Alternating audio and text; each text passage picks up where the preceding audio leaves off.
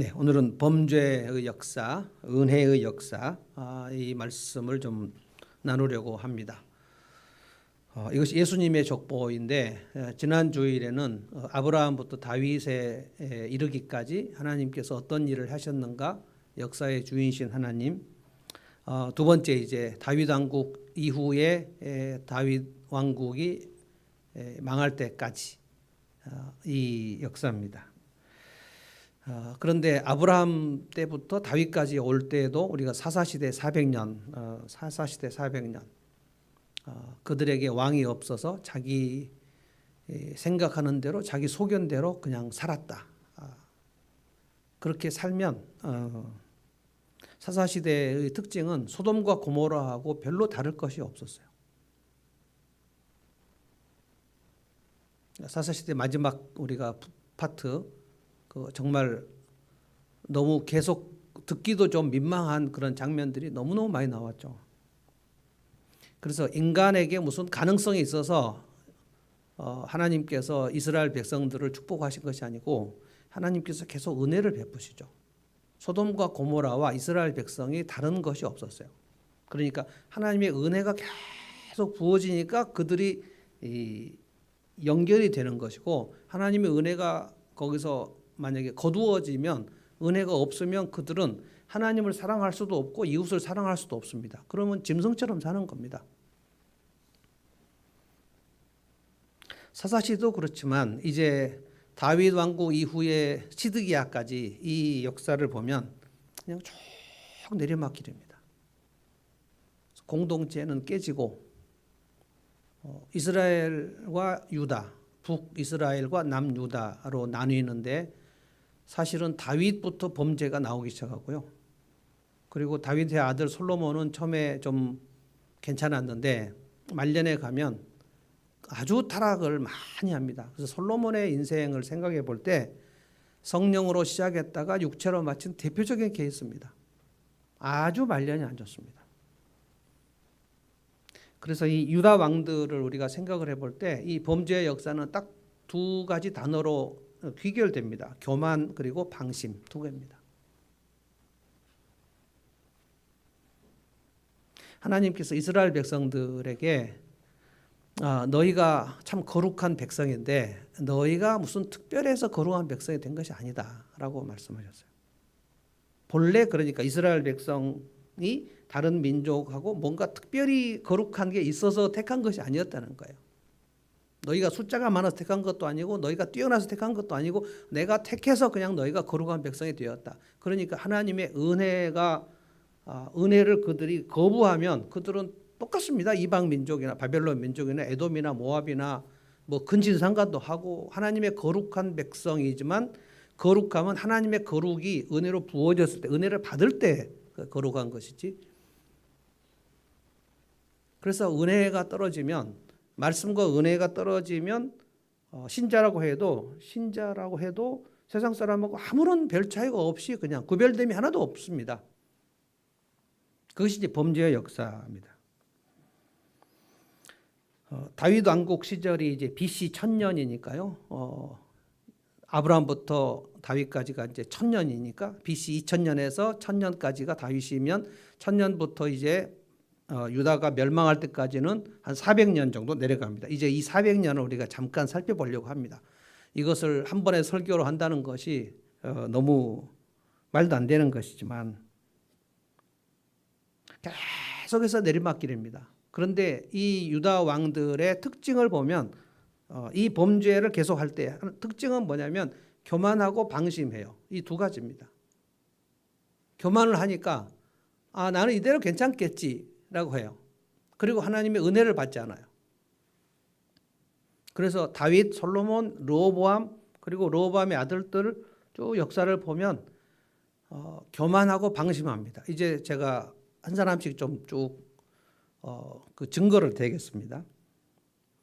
그러면 이제 교만하고 방심하면 하와처럼 똑같아요. 하와가 교만하고 방심했거든요. 그래서 하나님의 말씀을 떠나니까 하나님의 은혜, 내가 이 에덴 동산에서 하나님의 은혜를 받아서 여기까지 왔다, 이 생각을 하지 않아요. 그래서 예수를 믿지 않는 사람들은 정확하게 내가 내 인생으로 여기까지 왔다고 생각하지 하나님이 도와주셨다고 절대 생각하지 않습니다. 그래서 예수 믿고 나도 그가 믿음이 점점 자란다는 것은 내가 오늘 여기까지 온 게 하나님의 은혜구나. 이거 이번에도 이제 우리 송구영 씨 예배 드릴 때 그 은혜, 내가 여기까지 온 것은 은혜였어. 이 찬송을 부르려고 지금 생각을 하고 있습니다. 근데 그 찬송이 정말 좋은데 마지막 파트가 너무 높아요. 은혜 올라가는데 너무 높아서 은혜 받기가 참 어렵다 이런 생각이 듭니다. 그런데 쭉 내려가는데요. 하나님께서 그 이스라엘에 내려갈 때 다른 민족하고 좀 다른 게 딱 하나가 있습니다. 하나님께서 거기에 선지자들을 보내십니다.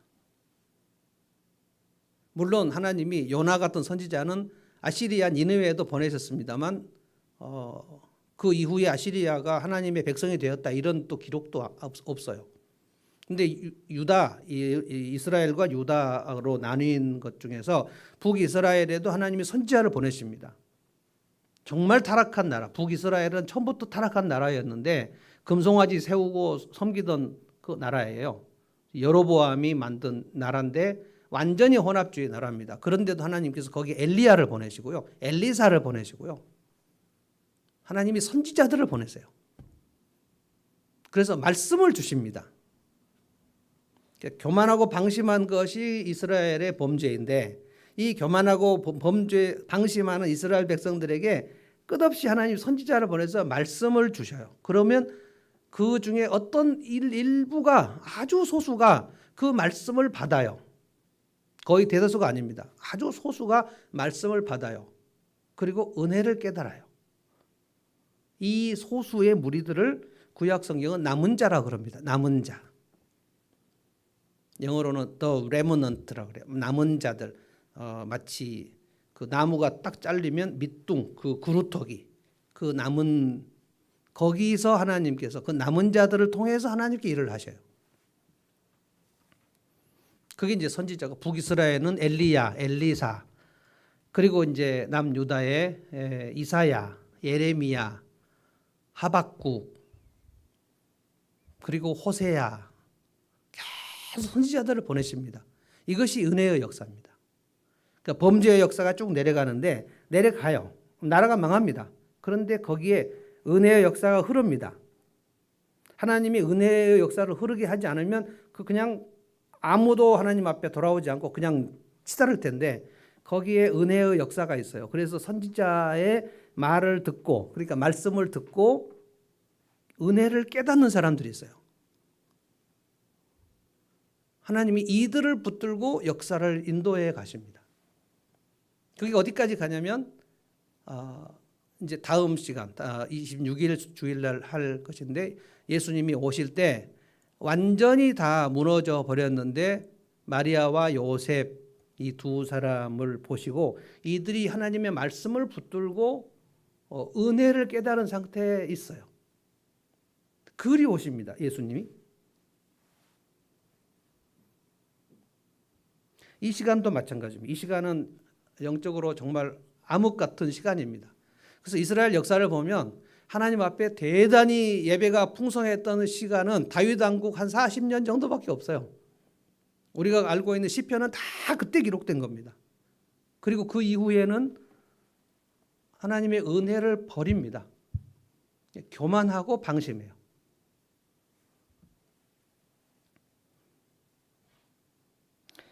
그래서 오늘 이 말씀을 우리가 잠깐 여러분들이 들을 때, 나는 지금 범죄의 역사에 속하는가? 범죄의 역사는 교만과 방심을 붙들고 있는 사람입니다. 대다수입니다. 하나님의 백성 중에 대다수가 교만하고 방심해요. 범죄의 역사의 대열입니다. 그리고 그 중에 선지자들을 하나님께서 보내셨을 때 그 선지자의 말을 듣고 말씀을 붙들고 간직하고 은혜를 깨닫는 몇 사람,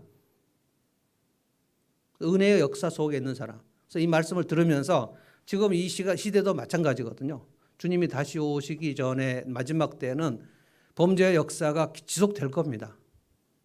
그리고 은혜의 역사도 있습니다. 그러니까 이 시대에도 남은 자가 있을 수 있는데 그 사람이 나인가? 내가 범죄 역사에 속한 사람인가? 은혜의 역사에 속한 사람인가? 나는 지금 교만과 방심이 지금 작동을 하고 있는가? 아니면 내게 말씀이 있어서 말씀을 붙들고 내가 은혜가 막 있는가? 그 생각을 해보십시오. 굉장히 불균형합니다. 거의 대부분의 사람은 교만과 방심의 역사로 그냥 흘러갑니다. 하나님 백성이에요. 세상 사람 얘기하는 게 아닙니다. 자, 6절에부터 시작을 해봅니다. 6절에 다윗이 나오는데요. 이새는 다윗 왕을 낳았다. 우리는 다윗 왕국에 대해서 좀 어느 정도 알죠. 하나님께서 엄청난 샬롬을 주셔서 다윗 왕국은 감히 어느 나라가 상대할 나라가 없었습니다. 그리고 그 당시에는 세계에서 최강 제국도 없었습니다. 다윗 왕국이 제일 세요. 모압, 암몬, 블레셋, 팔레스타인 이 동네에서 다윗 왕국을 하나님이 가장 높이셨어요. 이건 신명기에 약속한 내용입니다. 순종하면 하늘을 열어주셔서 풍년도 있지만 군사적 승리도 있고 경제적으로 풍요하고 예술적으로 다윗 솔로몬 초기는 아주 클라이막스입니다. 구약에서. 이거를 보고 다윗보다 크신 예수님의 나라가 어떠한가. 오늘 미경자매가 그 하나님 나라 얘기했는데 다윗 왕국을 통해서 우리에게 보여주실 그 풍요로움은 너희가 다윗보다 크신 예수 그리스도가 오시면 그 안에 들어가면 이 풍요, 다윗 왕국의 풍요하고는 비교가 안 되는 풍요를 너희들이 누린다. 이 풍성한 삶을 너희들이 맛볼 수 있다. 이것을 지금 얘기하시려고 다윗 왕국을 그렇게 멋있게 얘기한 거예요. 근데 그 다윗이 범죄합니다. 그래서 다윗은 예수님을 가리키긴 하지만 온전한 상징이 될 수 없어요. 다윗이 그 풍요의 절정일 때에 늘 하나님께 싸워서 이기게 하셨거든요. 네가 어디를 가든 이기게 하겠다라고 말씀하셨고, 그리고 너를 가장 풍요롭게 하겠다고 말씀하셔서 다윗을 넘볼 사람이 아무도 없었는데 그 풍요의 절정 때 다윗은 교만하고 방심에 빠집니다. 그게 암몬 전투 마지막 전투에서 다윗은 한 번도 그가 이방 민족들하고 싸울 때 왕이 맨 먼저 나갔지 한 번도 안 나간 적이 없어요. 다윗은 늘 선봉장으로 나갔습니다. 그날 안 나갔습니다. 그날 요압 장군만 보내고 다윗은 왕궁에서 낮잠 잤어요.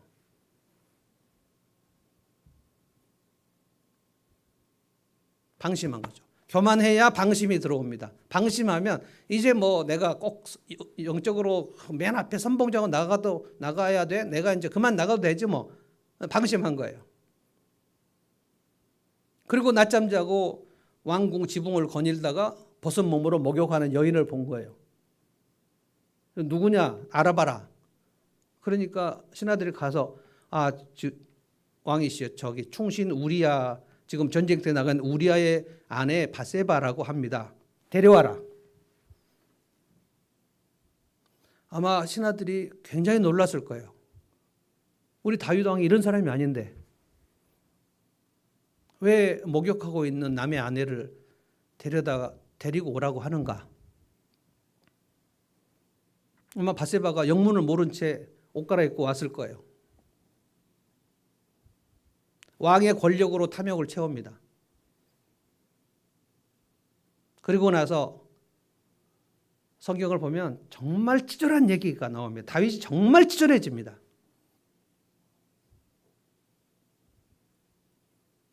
바세바가 조금 있다가 왕에게 기별을 보내고 왕이 제가 아기를 가졌습니다. 그래서 이 불륜의 씨앗을 감추기 위해서 다윗이 암몬 전투를 벌이고 있는 그 우리아를 부릅니다. 우리아를 불러서 3일 동안 최악의 마시게 하고 가서 아내하고 즐겨라. 근데 우리아가 충신이어가지고 왕이시여 제가 내 동료들이 전투를 하고 있는데 저만 혼자 이렇게 아내를 즐길 수 없습니다 하고 왕궁 문 앞에서 그냥 3일간 자요. 이거를 은폐하고 싶었는데 우리아 때문에 우리아의 그 충성스러움 때문에 은폐를 할 수 없어요. 그래서 다윗이 얘를 죽여야 되겠다고 생각합니다. 그래서 요압 장군에게 편지를 써요. 암몬 전투가 치열할 때 우리아를 맨 깊숙이 전투 맨 앞으로 보내고 너희들은 뒤로 물러서라. 그 편지를 써서 우리한테 손해줘요. 이거 가지고 요압 장군에 전해줘라. 뭐 굉장히 중요한 비밀 문서인 줄 알고 우리아가 갖고 가서 달려가가지고 요압 장군에게 줍니다. 왕께서 이 편지를 줬습니다. 편지를 읽어보니까 우리아를 적군 깁스 넣어서 거기서 화살 맞게 하고 너희들은 빠져나와라는 거예요.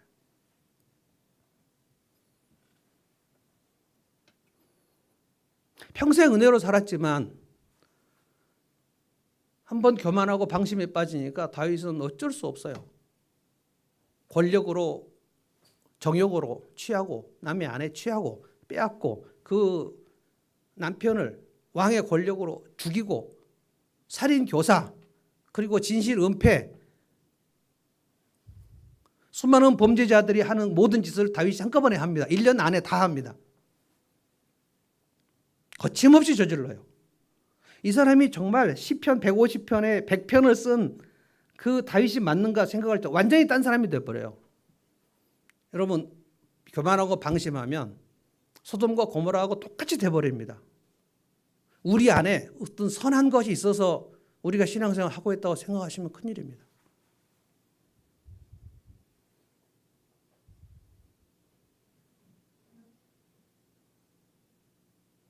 그래서 우리아 죽었다는 소식을 듣고 다윗이 괜찮다. 뭐 전쟁은 이 사람 저 사람 다 죽이느니라. 이렇게 아주 가증스러운 말을 합니다. 그리고 바세바를 데려오라서 왕비를 삼아요. 그리고 아기를 낳습니다.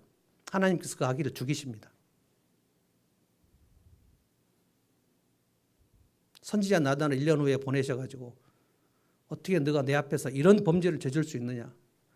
다윗이 엎드리고 막 통곡하고 하나님의 은혜를 다시 구하고 하나님 제가 교만했습니다. 하나님 제가 잘못했습니다. 하나님의 은혜를 또 베푸시죠. 놀라운 것은 그 다음에 낳은 아들 다윗과 바세바 우리아의 아내에게서 낳은 아들이 솔로몬이었는데 하나님께서 그 솔로몬을 엄청 더 사랑하십니다. 이게 지금 6절이에요. 어떻게 이렇게 나올 수가 있어요. 다윗은 우리아의 아내 남의 아내에게서 아들을 낳아가고 솔로몬을 낳았다. 저는 그래서 이번 한 주 동안 우리아를 많이 묵상해 봤습니다. 우리아가 하나님 앞에 갔을 때 다윗 왕과 자기 아내의 불륜의 씨앗 하나님이 죽이셨는데 그 다음에 낳은 아들 솔로몬은 하나님 엄청 예뻐하셨거든요. 히브리어로 여디디야라는 그 별명을 주셨는데 여디디야는 정말 내가 기뻐하고 사랑한다는 뜻이에요. 솔로몬의 별명이 여디디야예요. 우리아가 어떤 마음이었을까? 하나님 앞에 좀 억하심장이 있지 않아서 하나님 어떻게 그러실 수가 있습니까? 이렇게 하지 않았을까 하는 생각이 들었어요.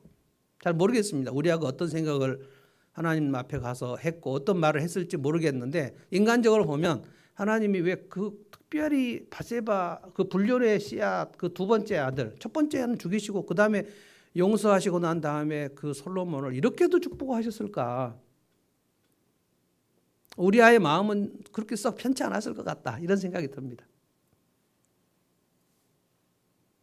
그리고 이제 이게 지금 메시아에 나오는 족보예요. 메시아의 족보에 다윗의 범죄가 그대로 나와있죠. 다윗은 남의 아내를 통해서 솔로몬을 낳았다. 이게 그냥 써져 있는 거 아닙니까?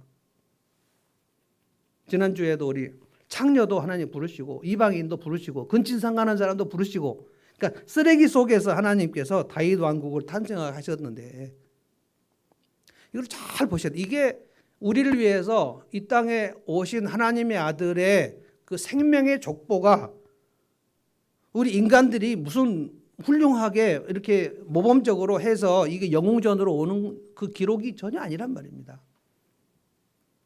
우리가 얼마나 가능성이 없는 존재들인지를 얘기하는 거예요. 솔로몬 처음에 정말 좋았습니다.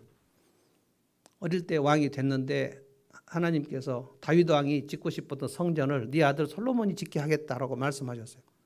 그리고 솔로몬이 어렸을 적에 하나님 앞에 기도합니다. 하나님 저는 다른 거 다 필요 없고 내가 이 어린데 주님의 백성을 잘 다스릴 수 있도록 하나님의 뜻에 맞게 다스릴 수 있도록 주님 저에게 지혜만 주시면 되고 다른 건 다 필요 없습니다. 여러분 이런 기도 굉장히 좋은 기도입니다. 하나님 저에게 지혜와 총명을 주십시오. 왜냐하면 주님의 백성을 잘 다스려야 되는데 저는 어린아이라 지혜가 없습니다. 사실은 이 기도만 하면 되는 거예요. 왜냐하면 하나님께서 그 기도를 되게 기뻐하셨고, 그래 네가 지혜를 구하는구나. 내 마음에 정말 합하다. 그래 너에게 지혜도 주고 너에게 명예도 주고 너에게 권력도 주고 너에게 풍요도 주고. 그래서 솔로몬의 그 초기 때 그래서 시바 여왕이 그 답사를 왔잖아요. 얼마나 엄청났는지. 솔로몬의 지혜가 고대 근동의 이집트와 동방의 어떤 박사와 술객하고 해도 거침이 없어가지고 그 박사들이 다 솔로몬에게 와서 그 지혜 대결을 하다가 참패하고 돌아갔다는 얘기들이 나옵니다. 솔로몬이 뭐 동물, 식물, 어류 이런 것들에 대해서 다 얘기했다는 거예요. 근데 솔로몬이 그 풍요의 절정에 열왕기상 11장에 보면 완전히 맛이 가버립니다. 방심과 교만입니다. 열왕기상 11장 보면 솔로몬은 이방 여인을 참으로 좋아했다. 이게 삼손이 가지고 있던 취향이거든요. 이방 여인을 특별히 좋아하는 삼손. 블레셋 여자들을 특별히 좋아했던 삼손. 이러면 이제 벌써 상태가 안 좋아지기 시작하는 거거든요. 이방 여인들, 이방인들과 결혼하지 말라는 명령을 솔로몬이 정면으로 어겨요. 그래서 후기 700명, 첩이 300명, 그래서 1000명의 여자들을 거느려. 너무나도 이 색을 즐깁니다. 방심하죠. 교만하고 방심하죠. 하나님이 여러 번 경고하셨지만 듣지 않았습니다. 그래서 하나님께서 솔로몬의 범죄가요, 정말 이럴 수가 있을까요? 그러니까 다윗의 범죄하고 거의 비슷해요. 솔로몬은 특별히 종교적인 범죄를 저지릅니다. 그가 성전을 세웠잖아요. 예루살렘 성전 짓고 얼마나 성전에서 하나님 앞에 기도를 했습니까? 그리고 성전 맞은편에 예루살렘 산에다가 모압 신 그모스 상을 짓고 암몬 신 몰렉산 짓고 몰렉은 그 몰렉 신은 자기 자녀를 산채로 불에 태워서 제사하는 그런 신입니다. 그모스 신전 짓고 몰렉 신전을 짓고 여호와의 성전을 지어도 솔로몬이 그렇게 맛이 가버려요. 그러니까 우리에게 은혜가 한번 떨어지면 걷잡을 수 없다는 뜻입니다. 누구도 마찬가지입니다. 다윗과 솔로몬이 이래요. 그러니까 내가 교만하고 방심하면 나는 이보다 더 하겠다라고 생각하셔야 여러분 맞아요. 하나님께서 솔로몬에게 징계를 하십니다. 너 안 되겠다. 너의 나라를 내가 둘로 찢어버리겠다. 그래서 교만하고 방심하면 항상 그 삶을 하나님 흩으시고 찢으십니다. 이게 징계예요. 망하진 않아요. 그러나 삶이 많이 취약하게 돼버립니다. 근데 그 사람이 교만하고 방심하는지 하나님이 정확하게 하십니다. 사람들은 잘 모를 수도 있어요. 자기도 잘 모를 수 있어요. 자기를 기만하면 내가 교만하고 방심한가? 그 증거가 어떤 것인가를 좀 이따 알려드릴게요. 근데 하나님께서 하신 말씀이 또 뭐냐면은 솔로몬아, 네가 이렇게 교만하고 방심하니 내가 네 나라를 찢겠다. 둘로 찢어버릴 것이다. 그런데 네 아비 다윗을 봐서 네 생전에는 내가 하지 않겠다. 이렇게 얘기했어요. 여러분 부모가 주님 앞에 헌신하고 충성했을 때 그 아들이 범죄를 해도 그 부모를 봐서 천대까지 주신다는 약속이 있단 말입니다. 그래서 우리가 주님 앞에 순종 헌신하는 게 자녀에게 가장 큰 축복이에요. 내가 정신 못 차리고 있을 때 자녀에게 가장 큰 재앙입니다. 그것이. 네 아비 다윗을 봐서 이런 말씀이 나와요. 성경에. 그런데 솔로몬이 거기서 회개하지 않습니다. 교만하고 방심하면 회개하지 않는 게 특징이에요. 말씀을 간직하지 않아요. 은혜를 깨닫지 못해요. 그래서 솔로몬 마지막에 가장 타락하게 끝나버립니다. 그리고 나온 아들이 르호보암입니다. 이 르호보암은 초장부터 완전히 맛이 가버렸어요. 르호보암이 왕이 돼서 뭐라 그랬냐면 나는 우리 솔로몬 우리 아버지보다 위대하다 그랬어요. 그래서 너희들에게 아버지가 거뒀던 세금보다 훨씬 더 걷겠다. 아버지가 채찍으로 너희들을 다스렸다면 나는 정갈로 너희를 다스리겠다. 나는 위대하다. 막 이렇게 하면 엄청 교만하고 방심합니다. 그래서 백성들이 민심이 완전히 떨어져 나가버려요. 그래서 군대 장관 여로보암이 우리가 다윗의 아들에게 무슨 그 분깃이 있다고 우리가 나가자. 그래서 10지파가 떨어져 나가버립니다. 그래서 여로보암이 북이스라엘을 세워요. 그래서 나라가 남유다, 북이스라엘 여기 10지파, 여기 2지파, 남유다는 2지파뿐입니다. 이 10지파를 세운 여로보암이 왕이 되자마자 베델과 단에다가 금송아지 제단을 세우고 이것이 우리 하나님이다. 여로보암의 북이스라엘은 처음부터 우상 숭배부터 시작합니다. 여기에서 그 유명한 아합과 이세벨이 나옵니다. 그런데 놀랍게도 그 아합과 이세벨 시대에 하나님이 엘리야를 보내셨다는 거예요. 엘리야. 그 위대한 선지 엘리야를 뭐 때문에 이 타락한 나라에다 보내십니까? 하나님은 은혜가 많으세요.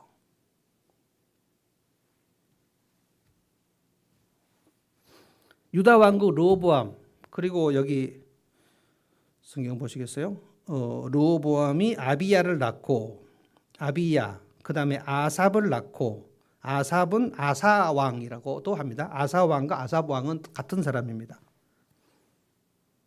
아삽이 조금 하나님 앞에 겸비한 왕이었어요. 그런데 나중에 또 교만해집니다. 그래서 발에 병이 들어서 아사왕이 죽습니다. 그리고 그 아들이 여호사밧입니다. 여호사밧. 8절에 보면 아삽은 여호사밧을 낳고, 여러분 여호사밧이 얼마나 하나님 앞에 그 기도한 왕이었는지, 그 모압과 암몬 대군이 쳐들어왔을 때 역대하 20장에 보면 여호사밧이 정말 하나님 앞에 무릎 꿇고 기도합니다. 주님, 내가 이 대군을 맞아서 어찌할 힘이 없고 나는 아무 힘이 없는데 여호와 하나님이여 싸워주십시오. 여호와의 출정. 그래서 여호사밧 시대에 하나님께서 이방 군대를 물리치신 기록이 나옵니다.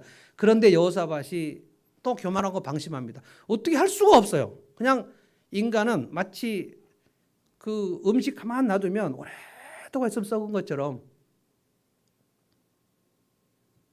우리 목양실 그 맞은편에 어디입니까? 그 주일학교 영화부실 있죠. 영화부실. 거기에 냉장고 하나 놔뒀는데 냉장고에 거기에 음식을 몇 개 제가 놔뒀어요.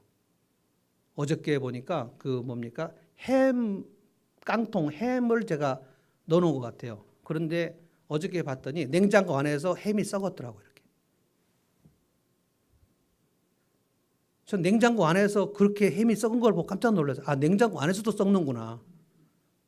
그것도 겨울인데. 이 우리 마음이에요. 하나님의 은혜가 계속 공급되지 않으면 우리 마음은 그냥 냉장고 안에 있는 햄처럼 그냥 이렇게 썩어요. 이렇게. 그게 교만과 방심입니다. 교만과 방심이 계속 작동이 되고 있으면 하나님의 말씀이 싫어요. 말씀을 깨닫지 못해요. 그래서 은혜가 없단 말이에요. 은혜가. 그래서 예배를 드려도 은혜가 없어요. 하나님께서 여기까지 나를 인도하셔서 이 생각이 없고 내가 잘해서 그런 것처럼 생각이 된단 말입니다. 그러면 그 인생은 흩어져요. 그리고 찢어져요. 이 성경에 변함없는 경고입니다. 하나님께서. 교만하고 방심하면 그 삶을 하나님 흩으셔요. 찢어버리시고요. 여호사밧이 교만하고 방심하니까 무슨 결정을 하냐면, 우리 유다 왕국이 잘 되려면 저 북이스라엘 아합과 동맹을 맺어야 되겠다, 이 생각을 합니다. 왜 여호와 하나님께서 나의 유다 왕국을 다스린다고 생각하지 않고 저 악한 북이스라엘과 동맹을 맺어야 되겠다 생각을 합니까? 거기에는 아합과 이세벨이 있습니다. 거기에는 바알 숭배가 활발하고요. 그리고 금송아지 숭배를 하고 있습니다. 그런데 여호사밧이 그 생각을 해요. 저 아합과 이세벨하고 동맹을 맺으면 우리 유다 왕국이 안전하겠지. 그리고 연락을 해요. 아합과 이세벨이 옳다구나 하고 딸을 시집 보냅니다. 그 딸이 이름이 아달랴예요. 이 여호사밧이 자기 아들 여호람, 여기 마태복음 요람이라고 나옵니다. 요람하고 아달랴하고 결혼을 시켜요. 고대 왕국에서 결혼시키는 거 다 정략 결혼입니다. 그런데 그 아달랴가 누구면 이세벨의 딸이에요. 이세벨이 시돈의 공주인데 시돈이 바알 신앙의 종주국입니다. 거기가. 그래서 아합에게 시집 올 때 이세벨이 북이스라엘의 모든 바알 선지자들과 바알 신상을 다 가지고 와갖고 북이스라엘 다 완전히 타락해버렸는데, 그 이세벨의 딸이 아달랴예요. 아달랴가 유다 왕국으로 들어올 때 바알 신앙을 다 가져와 버립니다. 어떻게 여호사밧이 이럴 수가 있어요? 어떻게 솔로몬이 이럴 수가 있어요? 어떻게 다윗이 이럴 수가 있어요?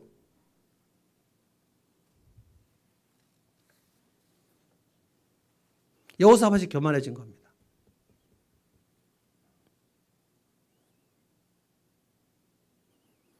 그래서 여러분 8절을 보십시오. 8절을 보면 아삽은 여호사밧을 낳고 여호사밧은 요람을 낳고 이 요람이 여호람이라는 아들인데 이 여호람의 부인이 아달랴예요. 하나님께서 이 여호람을 창자의 병이 들어 죽게 하십니다. 그리고 그 아들이 아하시아인데 여기 나오지도 않아요. 성경에. 요람의 아들 3대를 하나님께서 여기 성경에 안 넣어버립니다. 아하시아가 있고요. 요아스가 있고요. 아마시아가 있고요. 그거 다 빼버려요. 하나님이. 보세요. 요람은 우시야를 낳고 그러니까 요담하고 우시야는 4대 차이입니다. 4대 차이.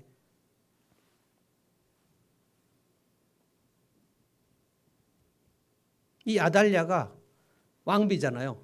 유다 왕국의 왕비가 됩니다. 그 바알 신학의 종주국인 이세벨의 딸이 유다 왕국으로 들어오는데 이 여호사밧이 결정적인 역할을 해버린 거예요. 그래서 유다 왕국이 완전히 그냥 영적으로 피폐하게 돼버립니다. 이 여호람의 아들 아하시야를 북이스라엘의 구테타를 일으켜 아합의 왕조를 하나님이 멸하시기 위해서 예후를 일으키시는데 예후가 구테타를 일으키고 있는데 이 여호람의 아들 아하시야가 거기로 병문안을 가요. 거기서 예후의 손에 죽습니다. 1년 만에 죽어요. 왕이 되지 1년 만에. 그러니까 이제 유다 왕국이 쑥대밭이에요. 이게 왕이 없어진 겁니다. 그러니까 왕의 엄마인 아달랴가 이 다윗의 손자들, 자기 손자들을 다 죽여버립니다. 아달랴가. 다 죽여버리고 여기를 완전히 바알 신앙으로 만들려고 개혁을 하고 6년 동안을 통치해요. 아달랴의 통치는 거의 전두환의 통치하고 같은 겁니다. 여호와의 선지자를 다 죽이고. 누가 잘못한 거예요? 여호사밧이 잘못한 거예요. 방심하면 그 방심의 결과는 아주 끝이 없이 내려가는 겁니다. 그리고 한 명 남아요. 한 명. 왕자가 한 명 남습니다. 그 한 명 깐나나기 왕자 이름이 요아스입니다. 이 요아스를 고모인 여호세바하고 고모부인 여호야다 이 사람들이 남은 자들입니다. 이 둘이 대제사장이거든. 여호야다가 이 둘이 이 깐나나기 요아스를 아달랴가 다 죽이니까 성전 깊숙한테도 숨기고 6년을 길러요. 그래서 7살이 됐을 때 여호야다 대제사장이 구태사를 일으킵니다. 성공합니다. 그 성경에 다 나옵니다. 이게 실패하면 이제 완전히 다윗의 왕손은 끊어지는 거예요. 다윗의 왕손이 요아스 한 명 남았는데 7살인데 이것을 다시 왕으로 복귀시키는 일을 여호야다하고 여호세바 두 명이 해요. 결국 아달랴를 쳐 죽입니다. 그리고 요아스 7살짜리 왕으로 올립니다. 이 얘기가 성경에 이제 안 나옵니다. 너무 거친 역사예요. 이 요아스 시절에 우리가 지난주에 읽었던 요엘이 나온 겁니다. 요엘이 너무 유다 왕국이 혼란스러운 때에 하나님께서 300년 전 유다 멸망 300년 전에 하나님 요엘을 보내서 너희들 이렇게 하면 메뚜기 떼가 와서 다 유다 예루살렘을 갉아먹어버린다. 그게 바벨론 군대가 올 것을 요엘은 300년 전에 하나님께서 보여주셔서 바벨론 군대가 새까맣게 예루살렘을 점령하는 그 모습을 본 거예요. 마치 메뚜기 떼가 전 들판을 휘젓는 것을 이게 본 거예요. 그리고 요엘이 얘기합니다. 이스라엘 듣지 않습니다. 이 요아스가요. 7살짜리 왕이 그 고모부 여호야다, 고모부 여호세바 이 사람의 은혜를 입었지 않습니까? 그런데 여호야다의 아들이 선지자 스가랴인데 요아스가 범죄하니까 스가랴가 하나님의 말씀대로 살으라고. 어떻게 당신이 이렇게 하나님 은혜를 받고 교만하고 방심할 수가 있느냐? 그러니까 어른이 된 요아스가 이 자기 고모부의 아들 스가랴를 성전 뜰에서 돌로 쳐 죽입니다. 그리고 나서 아마시아, 그 야시아, 요아스, 아마시아 이거를 하나님께서 이 마태복음의 메시아 족보에서 빼버렸어요. 그래서 여러분이 얼른 보시면 이게 뭔 소린가 하겠지만 8절을 잘 보시면 아삽, 여호사밧, 요람, 우시야. 그러니까 요람하고 우시야 사이에 아하시야, 요아스 그리고 아마시아 이 세 왕의 이름이 빠져버렸어요.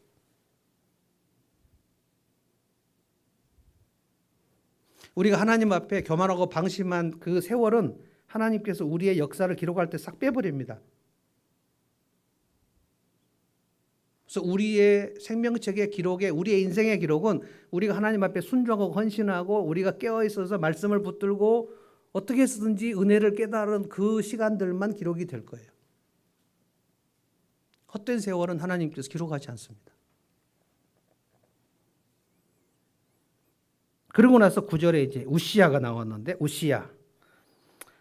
우시야가 하나님 앞에 얼마나 겸손하고 하나님을 경외했는지 하나님께서 우시야 시절에 유다 왕국을 굉장히 강성하게 하십니다. 그런데 어땠을까요? 우시야가 그 말년에 교만과 방심에 또 빠집니다. 어쩔 수 없어요. 마치 약속이나 한 듯이 하나님께서 풍요를 주시면 그 풍요의 시간에 교만하고 방심에 빠집니다. 우시야가 무슨 짓을 했냐면 마치 사울 왕이 저질렀던 범죄. 내가 왕이지만 대제사장 필요 없고 내가 직접 제사를 드리겠다. 대제사장이 안 됩니다. 왕이시여. 사울 왕의 그 케이스를 모르십니까? 사울 왕이 선지자 사무엘이 오기 전에 자기가 제사를 드려버렸잖아요. 절대 안 되는 겁니다. 그런데 우시야가 비켜라. 내가 제사를 드리겠어. 네가 대제사장이야. 내가 대제사장이다. 말을 하려고 하는데 하나님께서 문둥병을 거기다 직사해서 내리십니다. 그래서 이스라엘은 왕이든지 누구든지 문둥병에 딱 바라면 바로 이스라엘 진에서 쫓아냅니다. 그래서 왕이 그 시간에 쫓겨나가지고 별궁에서 죽을 때까지 살아요. 그리고 요담이 왕이 됩니다. 참 이스라엘 이 유다 역사를 보면요. 범죄의 역사입니다. 이 시간에 우시야, 요담, 아하스, 히스기야 이 시간에 하나님께서 이사야를 보내십니다. 안 되겠다. 내 종 이사야를 보내야 되겠다.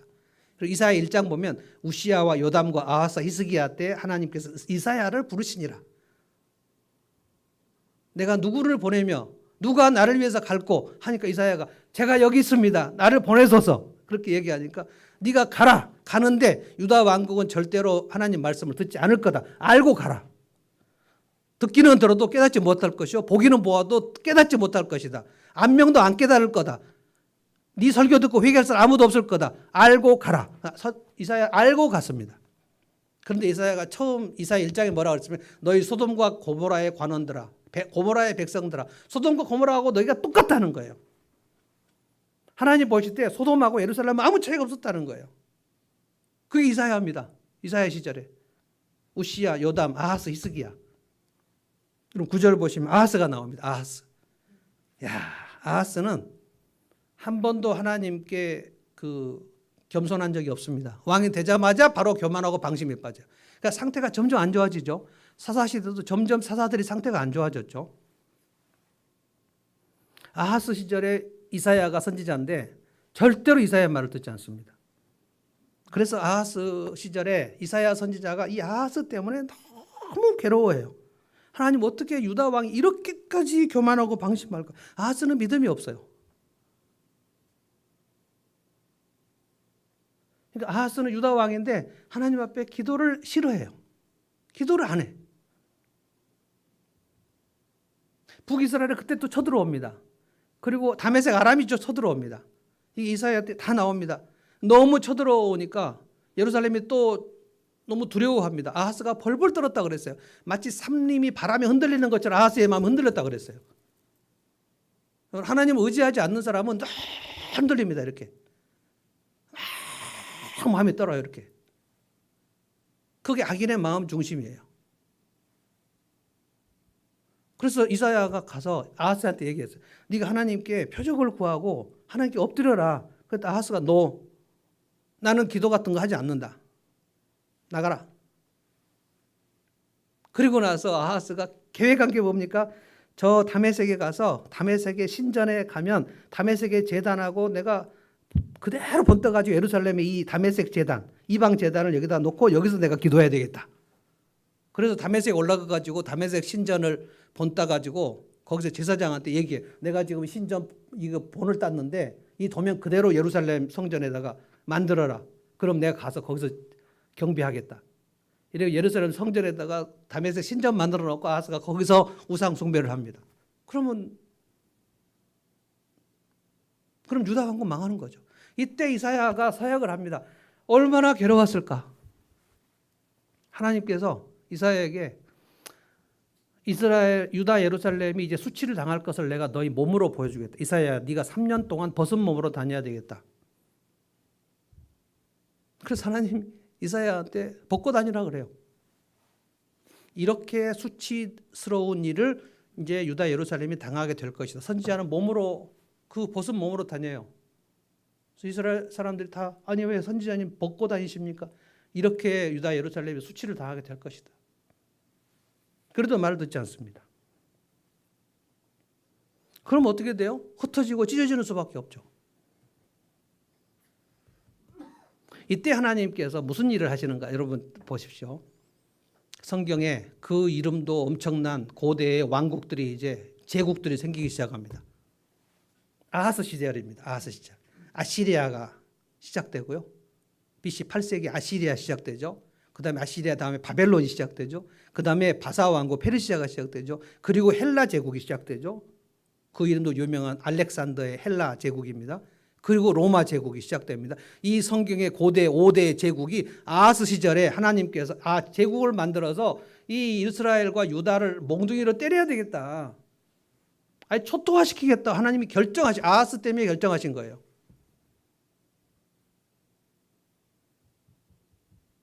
아하스는 모릅니다. 하나님께서 이미 사사시대에 하나님을 떠나고 교만하고 방심하면 그 이방 백성들, 여러 민족들이 돌아가면서 이스라엘을 압제하던 시절이 있었지 않습니까? 그런데 이 사사시대 400년으로 유다 백성들은 아무것도 교훈을 얻지 못했어요. 자, 그러면 이제 더 큰 게 옵니다. 사사시대에는 모압, 암몬, 에돔 요런 나라들이 이스라엘을 괴롭히는데 하나님께서 이스라엘이 아하스를 보면서 얘들은 이래 갖고는 안 되겠다. 세계 최강의 제국들을 일으키십니다. 아시리아, 바벨론, 페르시아, 헬라, 로마, 이게 5대 제국입니다. 그 5대 제국이 이 이스라엘 조그만 나라를 아주 몽둥이로 얼마나 내리치는지, 예수님 오실 때까지 로마 제국이 식민지로 있지 않았습니까? 독립을 하지 못했어요. 이스라엘 언제 독립했는지 아십니까? 1948년에 독립했습니다. 대한민국하고 정부 수립 날짜가 똑같아요. 1948년. 그들이 예수님 죽일 때 그들이 뭐라 그랬습니까? 이 피를 우리 죄와 우리 자손에게 다 돌리라고. 그런데 한번 하나님이 은혜를 또 주셔서 10절에 아하스의 아들이 누구냐면 히스기야예요. 참 놀랍습니다. 히스기야가 왕이 될 때 무슨 생각이냐면, 그래 내가 왕이 되면 저 이사야 선지자하고 함께 기도해야 되겠다, 이 생각을 해요. 아무도 가르치지 않았는데. 그 악한 아하스 왕의 아들이 히스기야예요. 그래서 히스기야가 왕이 되자마자 이사야 선지자하고 엄청나게 영적으로 개혁을 단행합니다. 유월절을 하고 하나님 앞에 기도를 하고, 히스기야하고 이사야는 기도 짝이에요. 늘 같이 기도합니다. 이때 아시리아가 강성하게 되는 때입니다. 하나님은 이미 유다 왕국을 물리치시려고 징계하시려 아시리아를 키우고 계시지만, 히스기야 때는 어떻게 하는가? 히스기야 때 아시리아가 쳐들어왔는데, 제가 지난 여름엔가 설교했을 거예요. 이 아시리아가 쳐들어왔을 때 이 예루살렘 성을 포위합니다. 이 성을 공격하는 거, 이걸 공성전이라고 그래요. 공성전이 하면 아시리아 군대가 딱 예루살렘을 포위하고 그냥 툭 치고 앉아 있어요. 그러면 예루살렘 성 안에 먹을 것이 떨어집니다. 그러면 그들이 신명기에 뭐라 그랬죠? 너희가 나를 떠나면 여인이 자기 뱃속에 낳은 아기를 잡아먹는 날이 있을 것이다. 이스라엘 역사에 그게 나옵니다. 두 여인이 싸워요. 어제 얘 잡아먹기로 해서 우리가 끓여 먹었는데 오늘 이 여자가 자기 아기는 끓여 먹지 않겠다고 한다고, 그걸 가지고 왕 앞에 가서 이 여인이 공정하지 않다는, 이미 새끼 하나를 잡아먹었어요.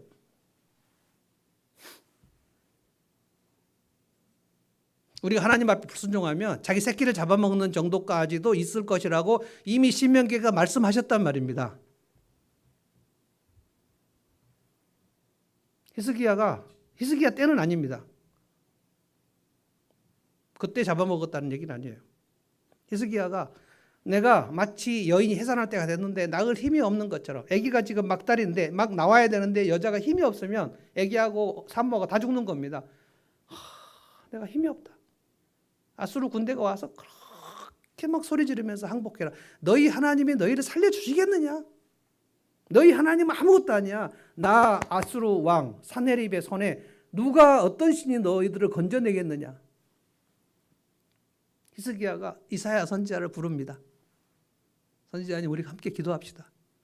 그래서 히스기야하고 이사야하고 둘이 성전에 올라가서 이 사네립 왕이 보낸 항복 촉구 문서, 그 문서를 하나님 앞에 이렇게 올려놓고 하나님께 기도합니다. 하나님 도와주십시오. 저희를 도와주십시오.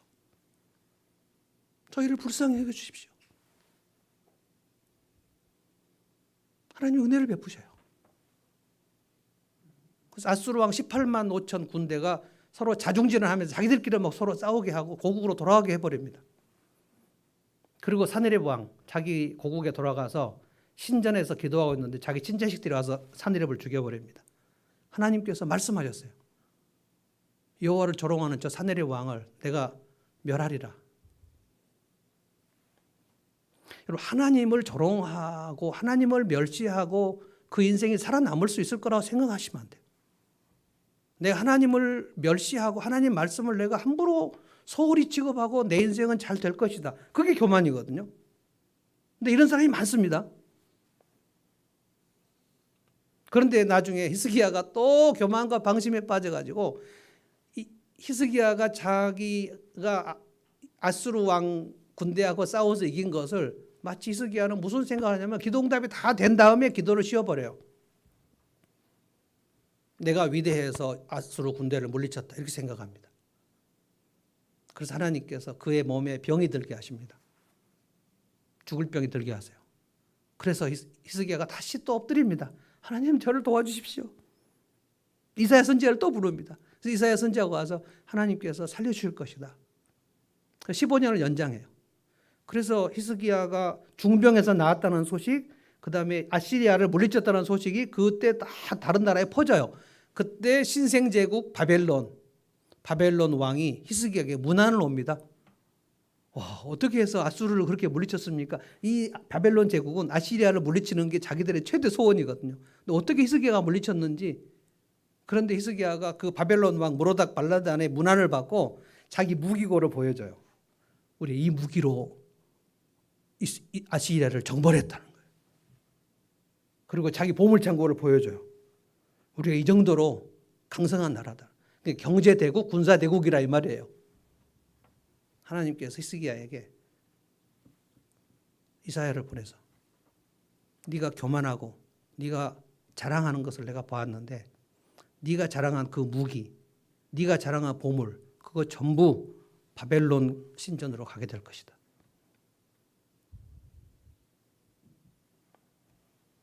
그리고 히스기야가 죽은 다음에 나온 왕이 므낫세입니다. 므낫세는 극악무도한 왕입니다. 므낫세가 55년 동안 유다 왕국을 다스리면서 바알 신전 세우는 일에 열심을 냈고요. 아세라 목상 전국에 세웠고요. 하늘의 일월 성신 그 신전, 제단들을 성전 복판에 세웠고요. 몰렉 제사를 또 세웠고요. 점쟁이, 마술사, 점술사 이들을 성전 궁전으로 불러들여가고 맨날 구댔고요. 그러면 하나님께서 이 예루살렘을 어떻게 해야 됩니까? 그 사이에 하나님께서 바벨론을 키우십니다. 이때 하나님이 보내신 사람이 예레미야입니다. 예레미야야, 네가 가서 전해라. 예레미야가 전한 얘기가 너희가 하나님 말씀을 붙들고 은혜를 깨닫고 회개하면 하나님께서 이 성을 지켜주겠다 하게 하였다. 그런데 계속해서 방심하고 교만하면 이 성은 무너진다고 하셨다. 회개해라. 듣지 않습니다. 여러분, 범죄의 역사의 특징은 딱 두 가지예요. 교만하고 방심한 겁니다. 교만하고 방심한 사람은 말씀을 붙들지 않습니다. 말씀을 붙들지 않으면 은혜가 없어요. 그래서 은혜의 역사는 말씀을 붙들고 은혜를 깨달아. 내가 오늘 여기 있는 것은 하나님의 은혜구나. 당연한 게 아니었구나. 내가 오늘 여기 온 것은 당연한 줄 알았는데 그게 은혜였어. 그 찬송을 부르는 거예요. 근데 교만하고 방심한 사람은 하나님 말씀이 와도 튕겨져 나가버립니다. 이 므낫세 말씀을 튕겨 나가버려요. 예레미야가 요시야, 므낫세 아들이 또 요시야죠. 므낫세, 아몬, 므낫세 55년, 아몬 2년 해서 57년 동안 유다 예루살렘이 완전 초토화됐는데 아몬이 죽은 다음에 마지막 하나님을 경외하는 왕 요시야가 나옵니다. 요시야. 이 요시야하고 예레미야하고 또 짝짝꿍이 돼서 하나님 앞에 얼마나 또, 그런데 요시야 혼자 이렇게 한 것은 옛날에 아하스와 므낫세가 그 저질러 버린 일을 회복하기 너무 어려워요. 요시야 때 굉장히 하나님 은혜를 주셨습니다. 그런데 요시야의 세 아들이 이스라엘을 다 말아먹어 버립니다. 요시야의 세 아들이 요아하스, 요야김, 그리고 시드기야, 이 세 왕 때 이제 바벨론이 가장 큰 제국이 됩니다. 여러분이 세계사에서 들어본 적이 있을 거예요. 갈그미스 전투라는 게 있었습니다. 갈그미스가 이집트와 이 바벨론이 그 바다에서 엄청난 전쟁을 벌였어요. BC 605년입니다. 이때 이집트가 초토화되고 바벨론이 세계 최강이 됩니다. 이미 605년에 아수르는 무너졌어요. 그러니까 바벨론이 세계 최강 제국이 돼요. 이 세계 최강의 제국이 유다 예루살렘으로 공격하는 겁니다. 세 차례에 걸쳐서 요야김, 요야긴, 시드기야 세 차례에 걸쳐서 공격하는데 하나님께서 그때 마지막 멸망할 때 예레미야를 계속 말씀을 보내십니다. 그런데 요시야의 세 아들이 말씀을 듣지 않아요. 여호아하스는 이집트가 와서 포로로 끌고 가버렸고, 여호야김은 11년 동안 있었는데 정말 하나님의 말씀을 칼로 그어가지고 불에 태운 사람입니다. 1차 포로로 여호야김이 끌려갑니다. 그리고 그 아들 여호야긴, 여기 오늘 성경 11절에 보면 여고냐가 나오죠. 여고냐 11절. 한번 11절만 같이 읽어볼까요? 읽어봅시다. 시작. 예루살렘 주민이 바벨론으로 끌려갈 무렵에 요시야는 여고냐와 그의 형제들을 낳았다. 여고냐가 누구냐면 요시야의 손자 여호야김의 아들 여호야긴은 여고냐라 그럽니다. 그 구약성에 다른 데 보면 고니야라는 말도 나와요. 이 여호야긴이 두 번째로 포로로 끌려갑니다. 그리고 세 번째 시드기야 왕이 마지막으로 끌려갑니다. 이게 BC 586년이 예루살렘이 초토화되는 거. 이걸 300년 전에 요엘이 본 거예요. 예루살렘이 초토화되는 거, 아주 바벨론 군대에 까맣게 와서 다 여인들의 분열을 막 배를 찔러버리고 애기들이 터져 나오고 막 시드기야 눈이 뽑히고 이 결박대가 끌려가고 시드기야가 보는 앞에서 두 아들 왕자가 찔러 죽임을 당하고 완전히 초토화되는 것을 선지자들은 다 봅니다. 예레미야도 다 봐요. 이사야도 봅니다. 본 것을 말하지 않을 수 없어요. 그래서 요엘이 뭐라 그랬습니까? 하나님의 남은 자들은 그것을 본 것을 전하고 너희 자녀들에게 전해라. 멸망한다. 그리고 멸망을 돌이키지 않을 거다. 그러니까 탄식하고 애곡해라. 남은 자가 할 일은 탄식하고 전하는 것밖에 없어요. 제가 여러분에게 지금 전하는 겁니다. 마지막 때에 사람들은 범죄의 역사로 갈 것입니다. 교만하고 방심할 것입니다. 하나님의 말씀을 무시할 것입니다. 하나님의 말씀을 손에서 놔버릴 것입니다. 그래서 은혜가 떨어질 겁니다. 하나님은 남은 자들을 통해서 일하셔요. 그때 누가 있었는가? 제가 정말 이 설교를 1시간, 2시간 하고 싶습니다. 너무나도 할 얘기가 많아요. 그때 서기관 바룩이라는 사람이 나와요. 바룩, 서기관. 예레미야하고 함께 하나님 말씀을 붙들고 그 말씀을 전하려고 애를 썼던 바룩이 나옵니다. 그리고 포로로 끌려간 사람 중에 다니엘이 있고요. 포로로 끌려간 사람 중에 선지자 에스겔이 있습니다. 그들이 하나님 말씀을 마지막 붙들고 있었던 5명도 안 되는 사람들입니다. 그 다니엘이 70년 동안 포로 생활하면서 포로 귀환을 위해서 기도하죠. 그리고 에스겔이 포로로 잡혀간 곳에서 그발 강가에서 하나님 말씀을 전합니다. 이제 70년 동안 징계를 받는 거다. 빨리 예루살렘 돌아갈 것이라고 생각하지 마라. 에스겔의 얘기도 잘 안 들었어요. 예레미야 얘기도 잘 안 들었어요. 하나님의 말씀을 잘 안 들어요. 교만하고 방심하면 하나님 말씀을 안 들어요. 저는 분명히 얘기합니다. 마지막 때가 되면 점점 하나님의 말씀을 자기 손으로 펴서 읽고 듣고 하는 일을 대다수가 안 할 겁니다. 교회 다니는 사람들 중에 대다수가 안 할 거예요. 그리고 아주 소수가 하나님의 말씀을 손으로 펴서 읽을 거예요. 그리고 들을 거예요. 그리고 설교 말씀을 묵상하고 하나님 말씀을 가슴에 간직할 거예요. 그럼 은혜가 있거든요. 그 은혜로 사는 겁니다. 이 사람들이 누구였냐? 포로 후기에 다음 주에 제가 하겠습니다. 에스라, 느헤미야, 그리고 그 페르시아에 남았던 사람 중에 에스더, 모르드게 몇 명 없어요. 그리고 이 여고냐, 이 여호야긴의 후예로 쭉 내려갔는데 이제 완전히 왕손이 몰락한 왕손입니다. 포로로 끌려갔는데 뭐 폐위된 왕이죠. 그 왕족의 족보로 쭉 가서 누가 나오냐면 나사렛의 목수 요셉이 나옵니다. 근데 이 사람들이 하나님의 말씀을 붙들고 은혜를 깨닫고 있어요. 그러니까 거기로 예수님이 태어나실 수밖에 없어요. 전 여러분에게 지금 오늘 얘기합니다. 내가 지금 어느 대열에 있는가? 나는 범죄의 역사에 있는가? 은혜의 역사에 있는가를 잘 보십시오. 나는 남은 자인가? 나는 하나님의 말씀을 붙들고 은혜를 깨닫고 내 속에서 하나님께서 행하신 일에 대해서 할 말이 많은가? 감사할 일이 많은가? 찬양할 일이 많은가? 그래 은혜구나. 하나님이 하셨구나. 내가 예수 믿은 것도 하나님이 하신 거구나. 오늘까지 온 것도 하나님께서 기적적으로 나를 여기까지 오게 하신 거구나. 오늘 예배 드리는 것도 기적이고 은혜구나. 이것을 깨닫는 사람들은 하나님 앞에 무엇인가라도 합니다. 그래서 공동체를 세웁니다. 하나님의 편에 있는 사람은 그 무너진 다윗의 장막을 세우려고 애를 씁니다. 근데 범죄의 역사에 있는 사람들은 아무 생각이 없습니다. 어떻게 되겠지. 찢어지고 흩어지고 망가지고 땅이 그들을 토해내도 아무 깨달음이 없어요. 하나님께서 그들을 통해서 역사하지 않습니다. 하나님 오늘 또 남은 자들을 통해서 역사하십니다. 그것을 예수님이 좁은 길이라고 얘기했습니다. 찬송하겠습니다. 주님 다시 오시기를 소망하면서 이 찬송 다시 한번 하겠습니다. 찬송가 104장 곧 오소서 임마누엘 오 구하소서 이스라엘 그 포로 생활 고달파 메시아 기다립니다. 기뻐하라 이스라엘 곧 오시리 임마누엘 찬송하겠습니다.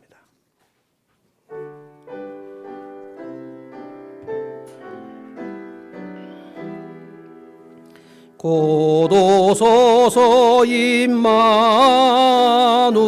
임마누엘 오 구하소서 이스라엘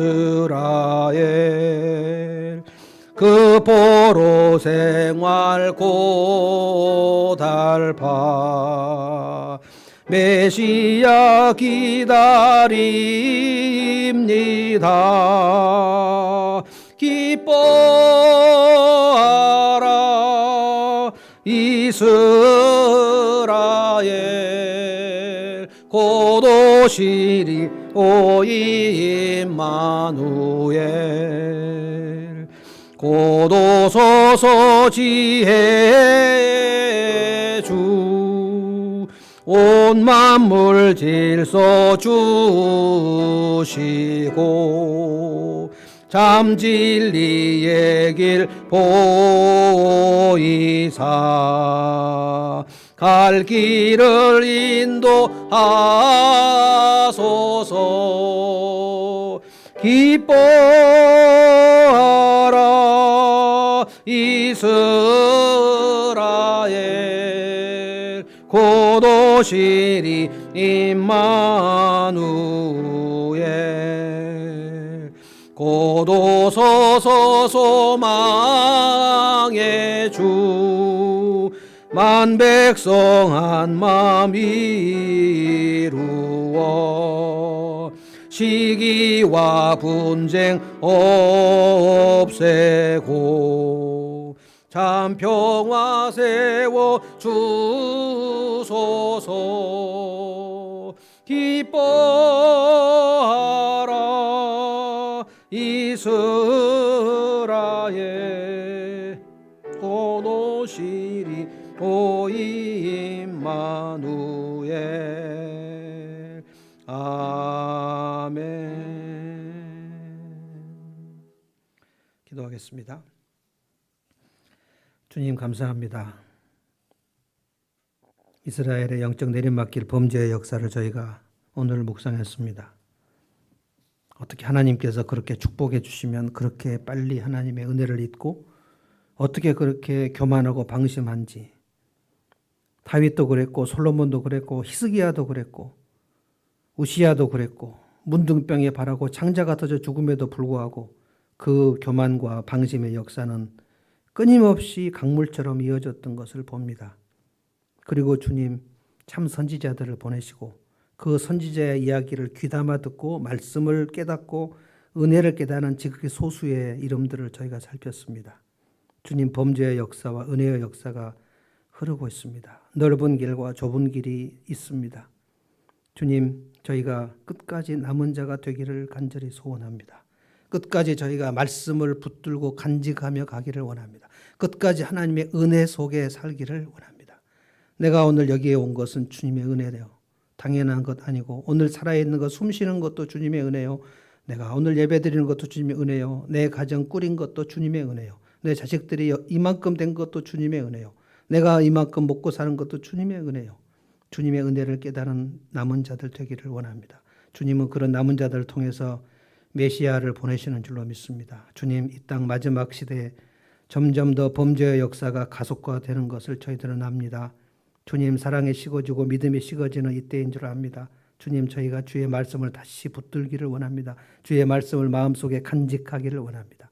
보물처럼 말씀을 간직하고 은혜가 살아 역사하기를 원합니다. 주님의 은혜 속에서 살기를 원합니다. 주님이 내게 베푸신 은혜를 내 배우자에게 그리고 내 주변 사람들에게 나누기를 원합니다. 그래서 은혜의 통로가 되기를 원합니다. 축복의 통로가 되기를 원합니다. 그 숫자가 지극히 소수로 할지라도 주님께서는 그들을 보시고 주님 다시 오게 하실 줄로 믿습니다. 예수님의 이름으로 기도합니다. 아멘.